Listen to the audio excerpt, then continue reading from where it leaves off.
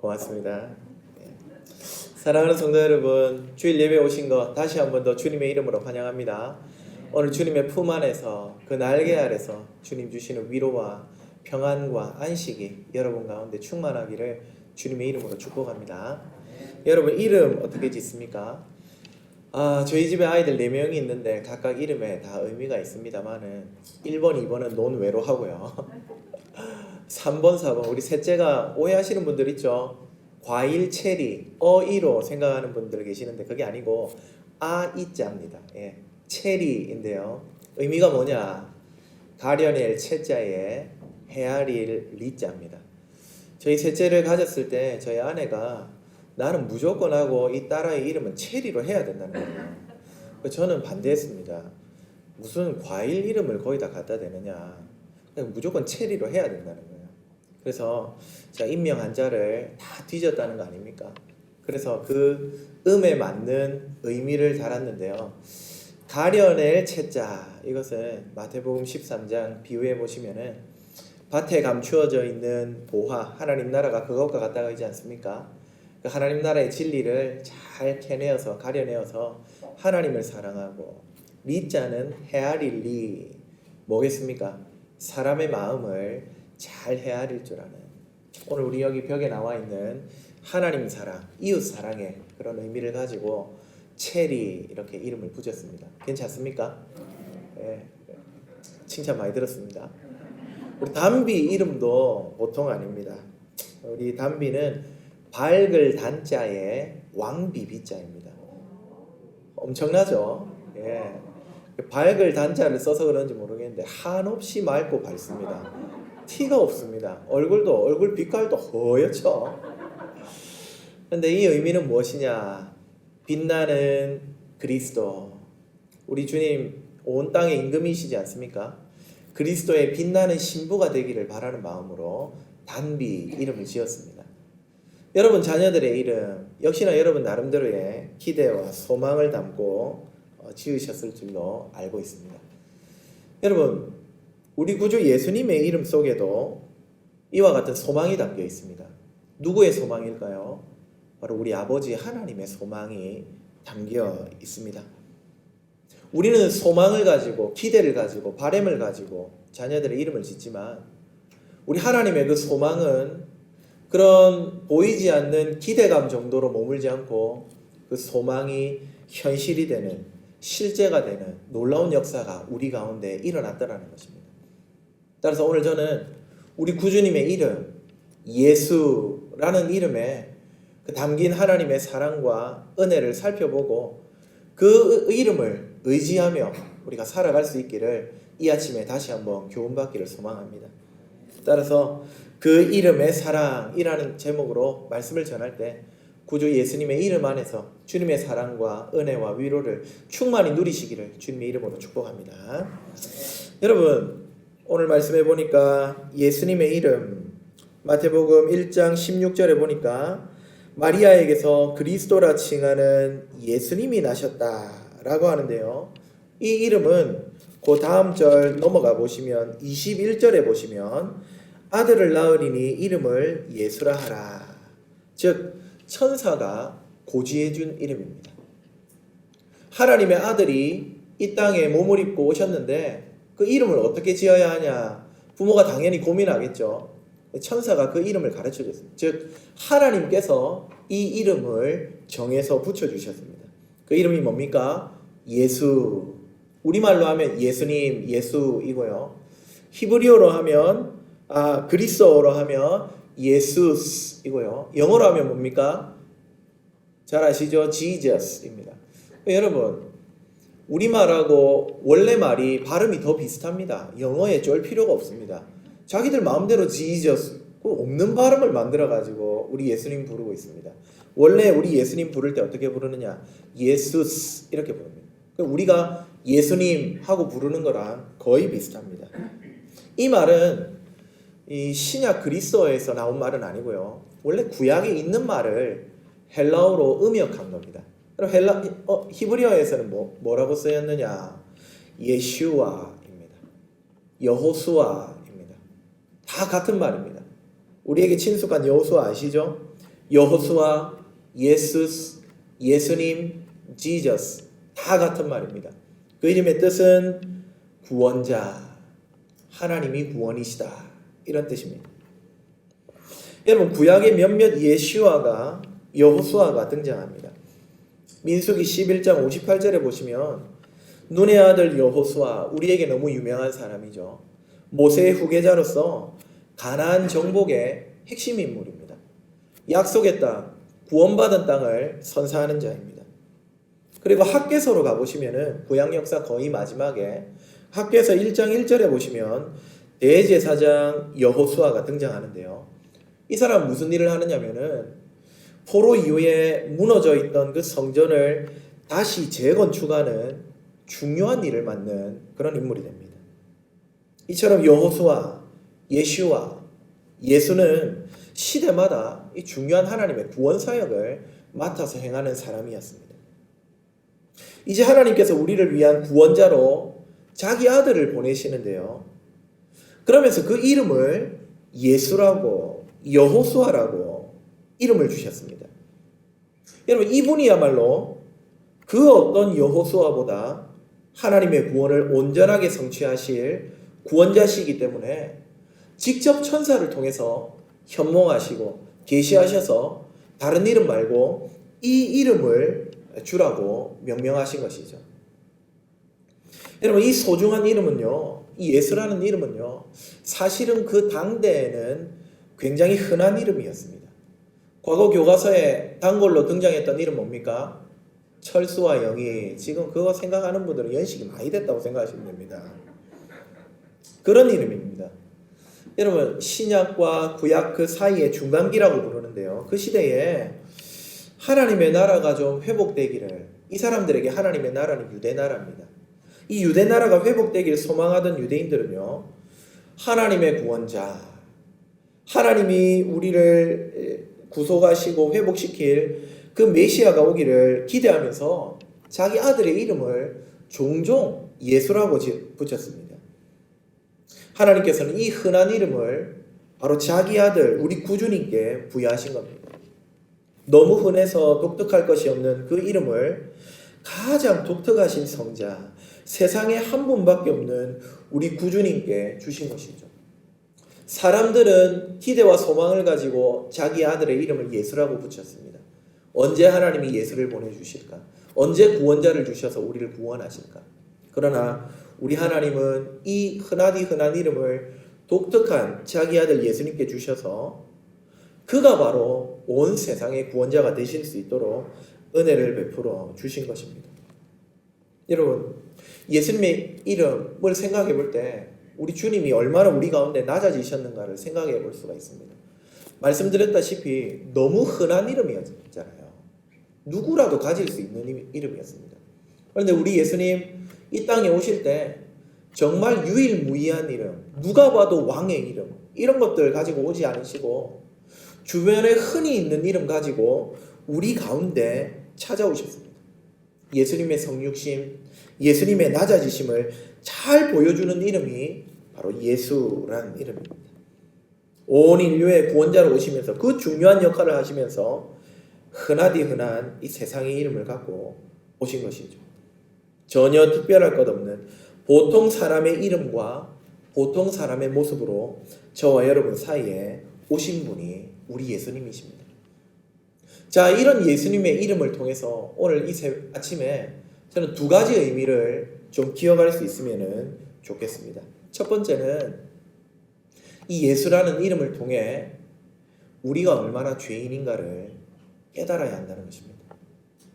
우리의 구원자가 예수님이시다, 이 사실을 보면서 그 이름 속에서 우리는 정말 죄인이구나, 이 사실을 깨달아야 합니다. 여러분, 예수님이 구원자로 오셨다고 합니다. 죄에서 구원할 자라고 천사가 고지했습니다. 그렇게 오셨다는 말은 곧 저와 여러분이 처해 있는 상태가 정상이 아니라는 말이죠. 구원이 필요하다는 의미입니다. 여러분, 예수님을 다시 한번 생각해 봅시다. 그분은 하나님의 아들입니다. 여러분, 하나님의 아들이면 그분이 하나님입니다. 문지환의 아들은 문찬영입니다. 같은 문씨입니다. 하나님의 아들은 하나님입니다. 하나님의 아들이 하나님이 구원자로 오셔야지만 우리를 구원하실 수 있을 정도로 저와 여러분의 상태가 죄와 미참이 심각하다는 사실을 이 예수님이라는 이름이 우리에게 가르쳐주고 있는 것이죠. 여러분, 죄는 영원한 형벌이라는 비참한 형편을 낳았습니다. 우리는 영원히 벌받아야 갚을 수 있을 정도의 죄인입니다. 영원히 벌을 받아야지 우리 죄에 대한 값을 치를 수가 있습니다. 우리는 자신의 죄를 잘 자각하지 못합니다. 죄인임을 인정하기가 쉽지 않습니다. 왜냐하면 이 죄를 인정하는 감각이, 영적 감각이 혹은 양심이 죄로 인해 손상되었기 때문입니다. 자기를 예리하게 분석할 수 있는 능력이 없어졌습니다. 그래서 여러분, 괜찮은 줄 압니다. 통증을 느끼는 감각이 상실된 사람은요, 이 뜨거운 냄비를 짚고서도 뜨거운 줄 모릅니다. 손이 다 짓물러서 비참한 상태에 이르렀음에도 불구하고 자기가 아픈 줄 모른단 말입니다. 그래서 여러분, 우리는 우리의 생각이나 우리의 느낌이나 우리의 판단이 아니라 다른 곳에서 우리가 죄인이라는 사실을 배워야 하는데, 바로 예수님의 이름을 보면서 우리가 죄인이라는 사실을 깨달을 수 있습니다. 도대체 얼마나 죄가 심각하면 하나님의 아들이 구원자로 오셔야지만 할 정도일까?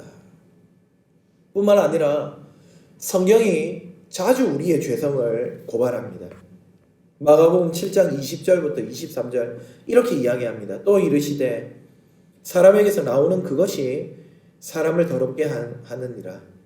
속에서 곧 사람의 마음에서 나오는 것은 악한 생각, 음란과 도둑질과 살인과 간음과 탐욕과 악독과 속임과 음탕과 질투와 비방과 교만과 음매함이니 이 모든 악한 것이 다 속에서 나와서 사람을 더럽게 하느니라. 여러분, 죄와 사망이 이렇게 우리 밖에 있다가 우리를 오염시키는 게 아닙니다. 우리 안에 이것들 다 품고 있습니다. 그러므로 땅에 있는 지체를 죽이라. 골로새서 3장 3절.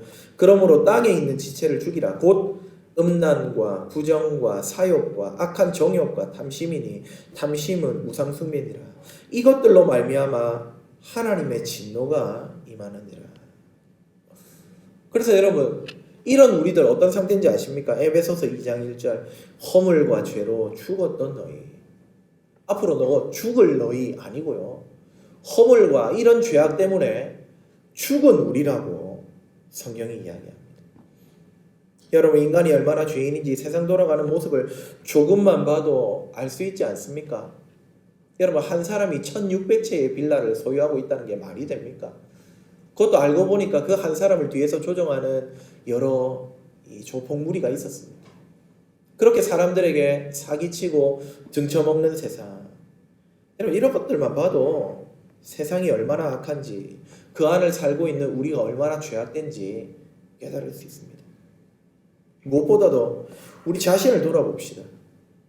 우리의 말과 행동 속에 하나님의 영광이 깃들어 있습니까? 대신에 욕지거리와 판단과 저급한 생각이 많이 배어 있습니까?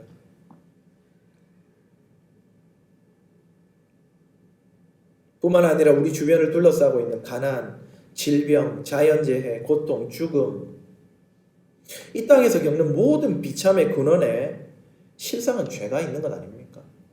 혹시 이 말을 오해하지는 마십시오. 죄 때문에 이런 고통이 온다, 죽음이 온다, 그런 건 아닙니다. 꼭 그런 건 아닙니다. 누가 아프거나 사고를 겪을 때 그거 당신 죄 때문이야, 이렇게 정죄해도 된다는 말은 아닙니다. 원래 세상을 봤을 때 이 세상에 없던 죽음과 그 악취들이 왜 생겨났냐 이 말입니다.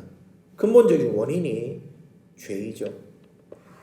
과거 일본에 쓰나미가 있었는데 어떤 기독인들은 그것이 일본인들의 죄악 때문에 하나님이 심판하신 거라고 말했습니다. 그러면 안 된다는 겁니다. 하지만 죄가 가득한 이 세상에는 언제 어디서든지 여러분 그런 재해가 있을 수 있습니다. 죄야말로 저와 여러분이 겪는 모든 불행, 비참함의 원인입니다. 우리 예수님은 바로 이 근본 문제점, 죄를 해결하러 오신 분입니다. 자기 백성을 죄에서 구원하실 이름, 예수님.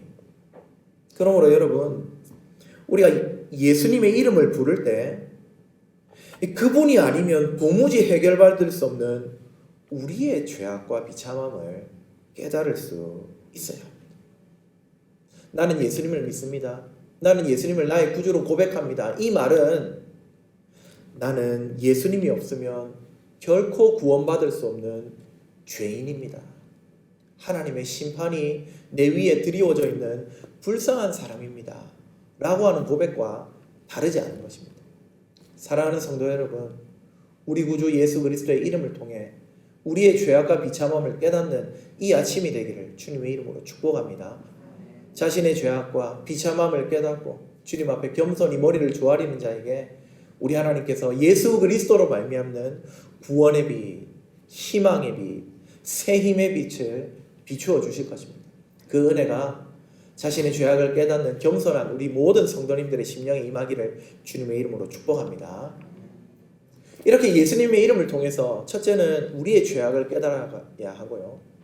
둘째로 우리가 깨닫고 믿어야 하는 것은 예수님이 바로 우리의 구원자라는 그 이름 그대로의 뜻을 우리가 깨닫고 신뢰해야 합니다.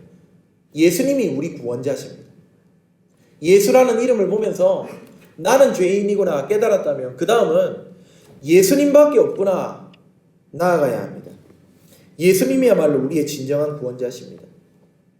안타깝게도 많은 사람들이 예수님이 어떤 분인지 무엇하기 위해 오신 분인지 정확하게 알지 못하는 것 같습니다.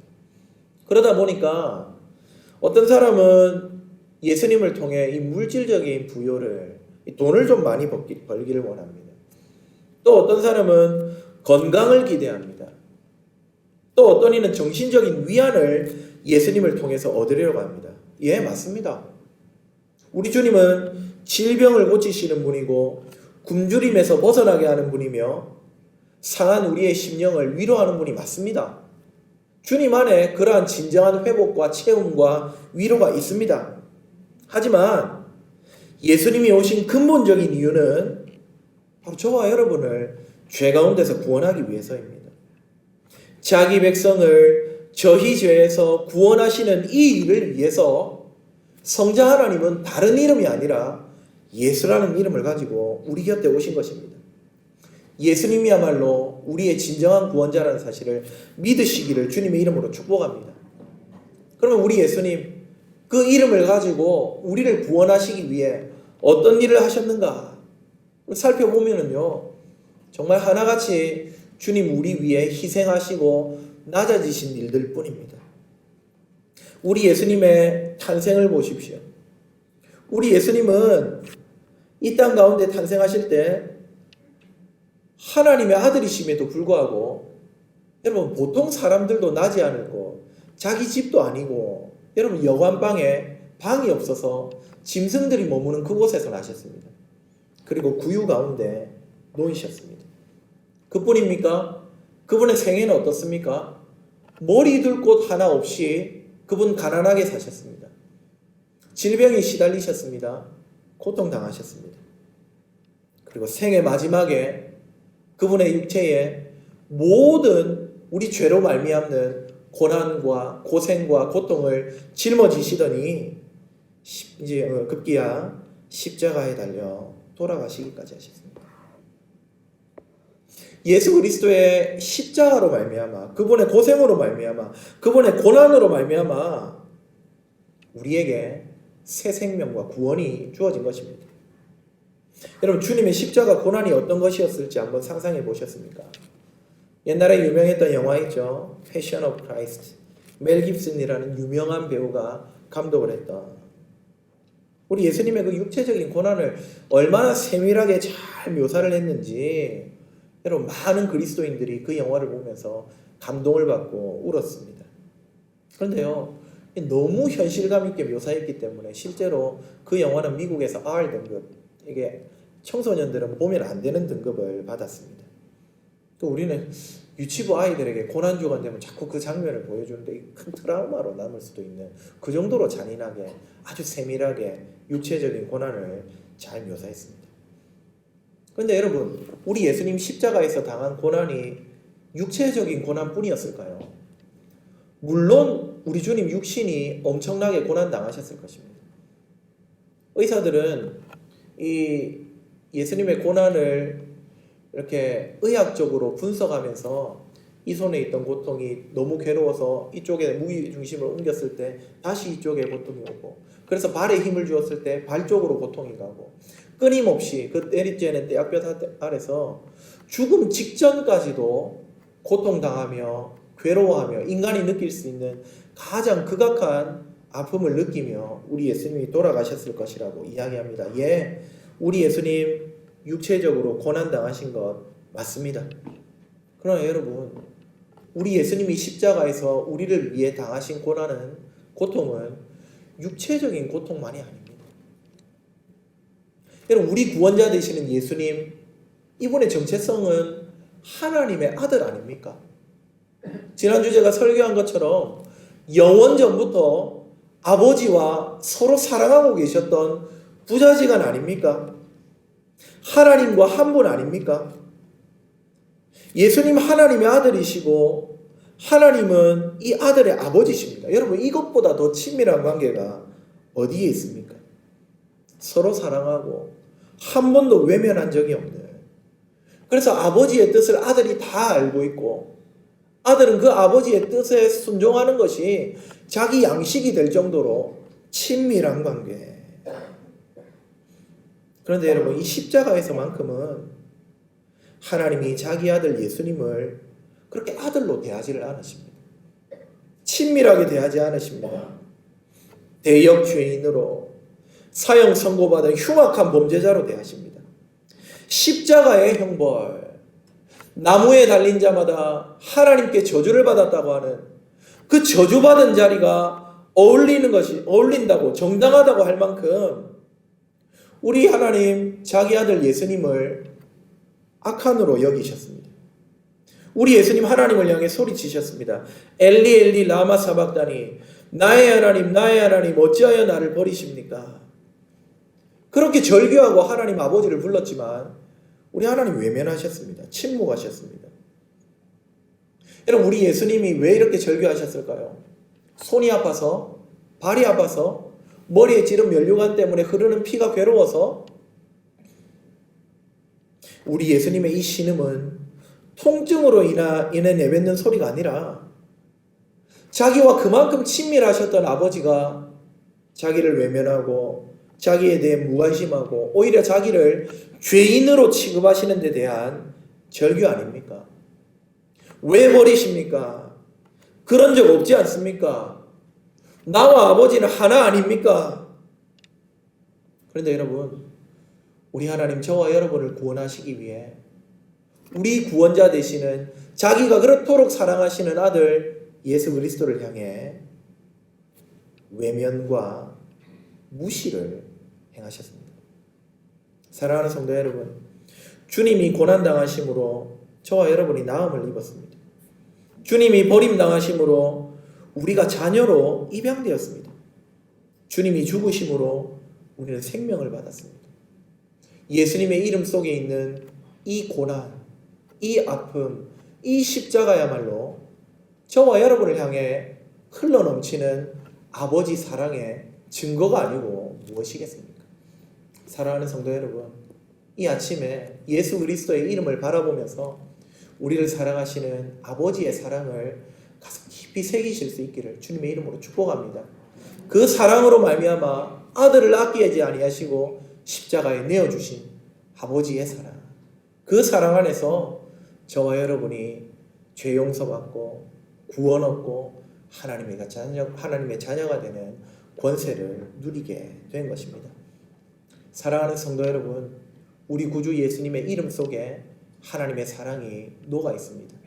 이 이름을 통해 하나님은 우리를 사랑하시고 구원하셨음을 기억하고 하나님께 영광을 올려드리는 저와 여러분 되기를 주님의 이름으로 축복합니다. 말씀을 맺겠습니다. 예수, 그 이름에 흘러넘치는 사랑을 보실 수 있기 바랍니다. 그 이름을 통해 우리의 죄악과 비참함을 직면하시기 바랍니다. 그런 우리를 사랑하셔서 자기 아들을 아끼지 않으신 하나님의 마음을 깨달으시기 바랍니다. 그 사랑이 우리 안에 흘러넘치고 있습니다. 사랑받은 여러분, 우리도 하나님을 사랑하고 서로 사랑하며 살아갈 수 있기를 주님의 이름으로 축복합니다.